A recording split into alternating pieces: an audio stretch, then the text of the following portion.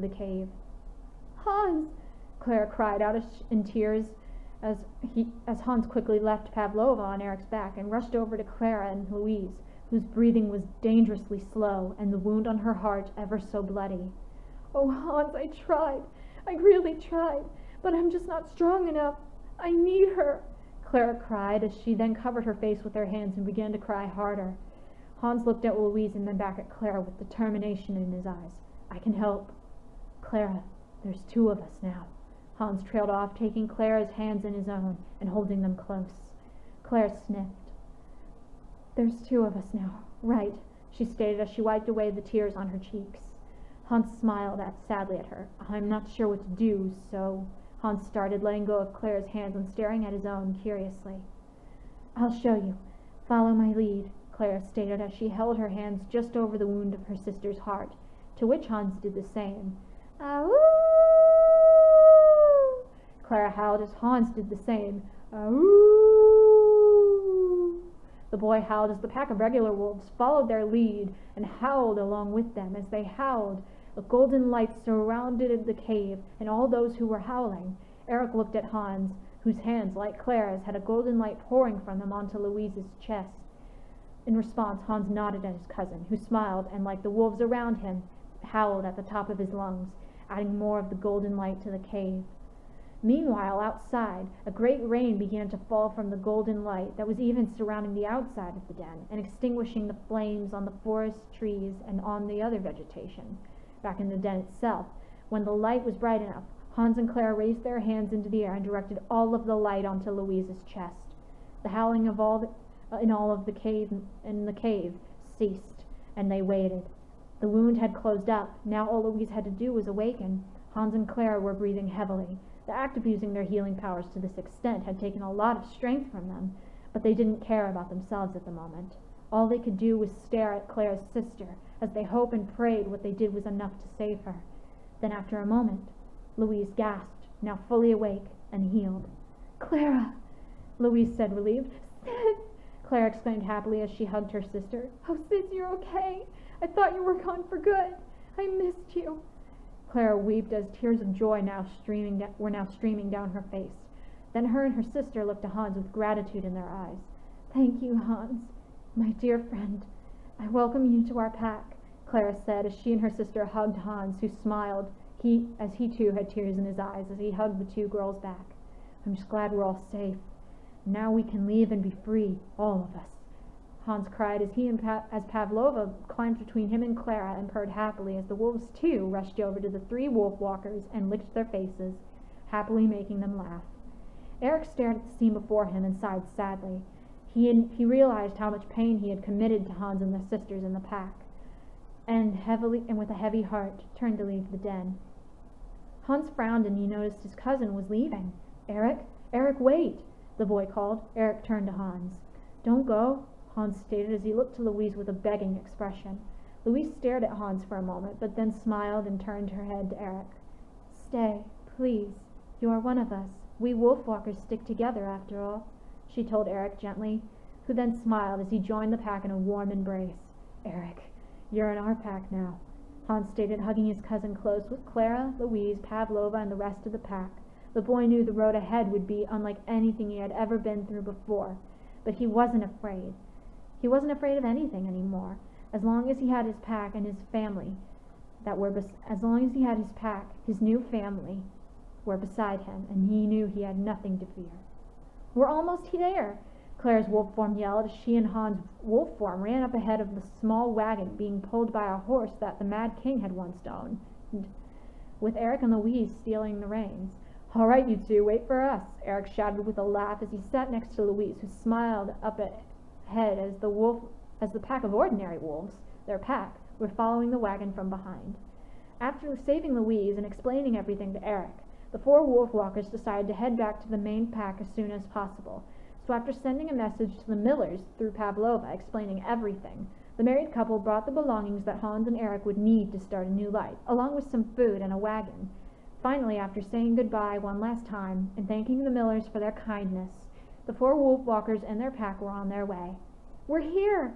Clara shouted joyfully as she and Hans ran a little further ahead of the wagon, on top of the hill to the fresh morning sunlight.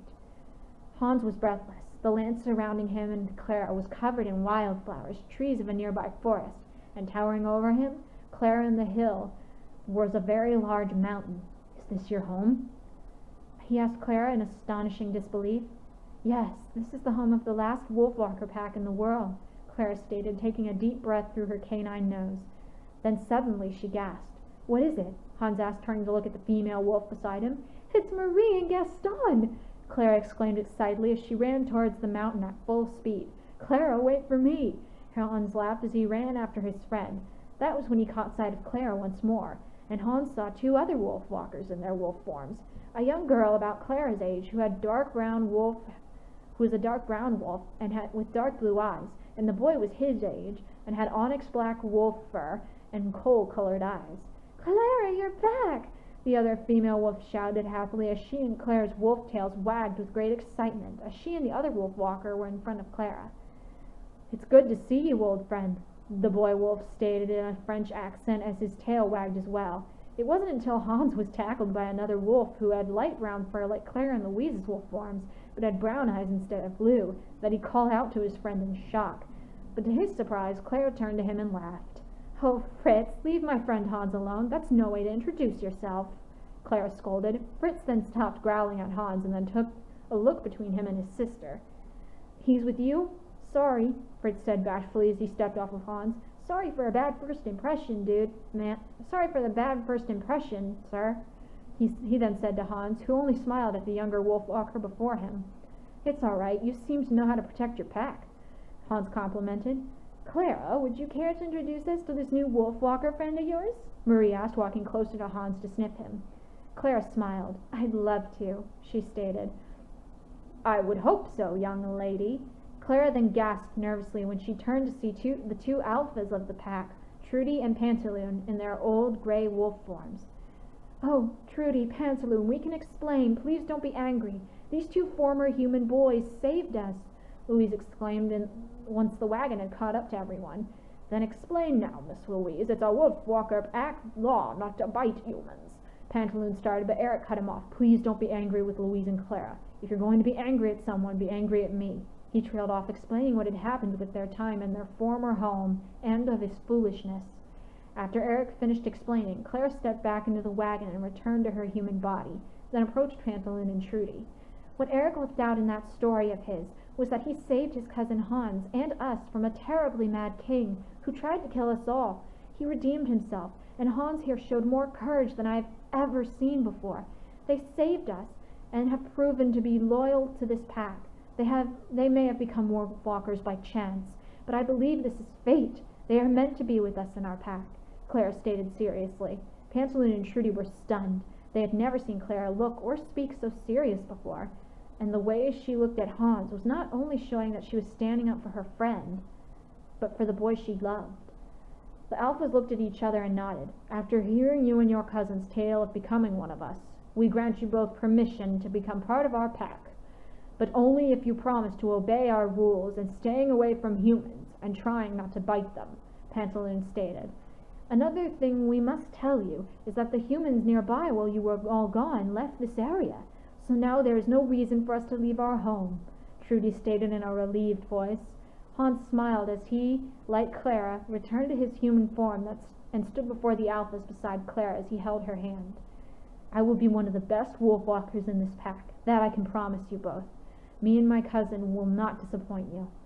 Eric and Louise smiled at Hans and Clara. They had both proved to be loyal and great wolf-walkers to their pack. After everyone in the pack was reunited, both regular wolves and wolf-walkers had a celebration to welcome their new pack members and to celebrate the return of Clara and her sister.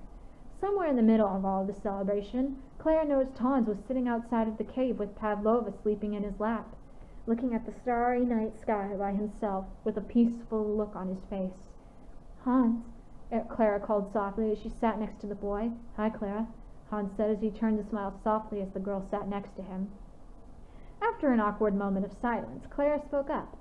"Hans, I can't thank you enough for what you did for me and Louise. After all of this, I think Clara started, but was cut off when Hans placed his hand over hers. Clara, you were the first person to see me as something special. You gave me this incredible gift to become stronger and bigger than anything I could possibly be as a human. You helped me see I wasn't alone, and the last person to make me feel like that was my uncle who raised me and Eric. When he died, I thought I would never truly be happy again, until I met you. You even helped Eric become a better person, and I think he may actually be in love with Louise now. Like I am in love with you now. Hans trailed off with blush forming on his cheeks. Clara stared at him, but then she smiled. So, would you like to spend time with me then, in an arranged sort of way? She trailed off as she too began to blush. Hans smiled back and kissed her cheek. I'd love that. Clara stared at him in shock for a moment, but it quickly faded and was replaced with a soft smile as she kissed his cheek back. I love you, she said. Hans wrapped his arm around Clara's shoulder and held her close.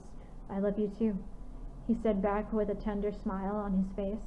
With that, the two young wolf-walkers stared into the night sky full of stars. They knew they had nothing to fear as long as they had their pack and each other. The end.